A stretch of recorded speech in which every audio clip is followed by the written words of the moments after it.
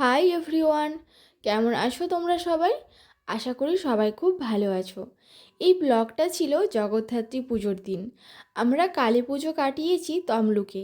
আর এই তমলুকের কালী পুজো এতই ভালো হয় যে একদিনে ঘুরে পুরো প্যান্ডেল কিংবা ঠাকুর শেষ করতে পারবে না।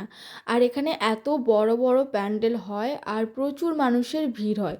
তো আমরা ওই দিন খুব মজা করেছি আর ওই দিন খিচুড়ি খাওয়ার টাইম পাইনি। পরের সপ্তাহে যখন আমরা সোনারপুর যাই তখন জগদ্ধাত্রী পুজো হচ্ছিল, তাই আমরা প্রতিমা দর্শন এবং খিচুড়ি খাওয়ার জন্য বেরিয়ে পড়েছিলাম। আর বাড়ি ফিরে দেখি শ্বশুর এবং শাশুড়ি মা কালী পুজোতে কিছু ফানুস এবং রং মশাল কিনেছিল, যেগুলো আমাদের জন্য রেখেছিল আমরা গিয়ে পোড়াবো বলে। তারপর আমি বিয়েতে একটা সোনাটার ওয়াচ গিফট পেয়েছিলাম আমার কাকি শাশুড়ির কাছ থেকে, সেইটা সেদিন ফিটিং করে এনেছিলাম। তো আজকের জন্য টাটা, দেখা হবে পরের ভিডিওতে।